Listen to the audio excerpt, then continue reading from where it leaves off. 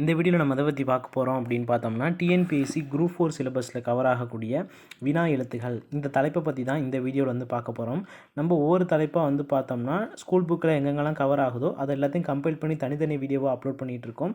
இதுக்கு முன்னாடி நம்ம மயங்கோலி சொற்கள், அப்புறம் இனவெழுத்துக்கள், அப்புறம் சுற்று எழுத்துக்கள் இதெல்லாம் நம்ம வீடியோ அப்லோட் பண்ணியிருக்கோம். அந்த வீடியோக்கான லிங்க் டிஸ்கிரிப்ஷனில் இருக்குது. பார்க்காதவங்க பார்த்துட்டு இந்த வீடியோ வந்து கண்டினியூ பண்ணுங்கள். ஓகேவா? ஓகே, ஃபஸ்ட்டு வினா எழுத்துக்களை பொறுத்த வரைக்கும் வினா பொருளை தரும் எழுத்துகளுக்கு வினா எழுத்துகள் என்று பெயர். சில வினா எழுத்துகள் சொல்லின் முதலில் இடம்பெறும், சில வினா எழுத்துகள் சொல்லின் இறுதியில் இடம்பெறும். ஓகேவா? ஏ, யா, ஆ, ஓ, ஏ ஆகிய 5ம் வினா எழுத்துகள் ஆகும். வினா எழுத்துகள் மொத்தம் எத்தனை அப்படின்னா 5 இருக்குது. ஓகேவா? அது என்னென்ன? ஏ, யா, ஆ, ஓ, ஏ. ஓகேவா? மொழியின் முதலில் வரக்கூடிய வினா எழுத்துக்கள் என்னென்ன அப்படின்னு பார்த்தோம்னா ஏ, யா. அதுக்கு எடுத்துக்காட்டு எங்கு, இதில் ஏ முதல்ல வருதா? அடுத்து யாருக்கு அப்படின்றதுல யா முதல்ல வருதா? இதுதான் மொழியோடைய முதல்ல வரக்கூடிய வினா எழுத்து. அடுத்து மொழியின் இறுதியில் வரக்கூடிய வினா எழுத்து என்னென்ன அப்படின்னு பார்த்தோம்னா ஆ, ஓ. பேசலாமா இதில் ஆ சவுண்டு வருதா? அடுத்து தெரியுமோ அப்படின்றதுல இந்த ஓ சவுண்டு வருதா? இதுதான் மொழியின் இறுதியில் வரக்கூடிய வினா எழுத்து. அடுத்து மொழியின் முதலிலும் இறுதியிலும் வருபவை. மொழியோடைய முதல்லையும் வரும், இறுதியிலையும் வரும். அப்படி ஒரு வினா எழுத்து எது அப்படின்னு பார்த்தோம்னா ஏ. இதுக்கான எடுத்துக்காட்டு ஏன், இதில் ஏ முதல்ல வருதா?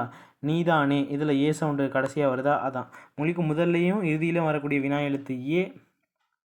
மொழியின் முதல்ல வரக்கூடிய வினா எழுத்து ஏ, யா.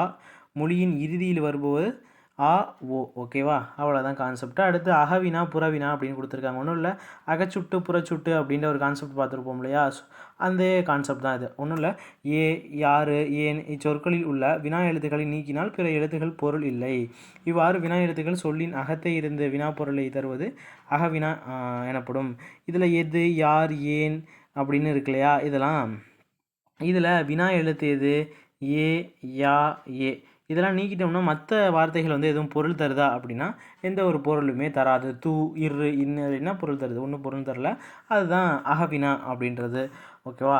அடுத்து அவனோ, வருவானோ இச்சொற்களில் உள்ள ஆ, ஓ ஆகிய வினா எழுத்துக்களை நீக்கினாலும் பிற எழுத்துக்கள் பொருள் தரும்.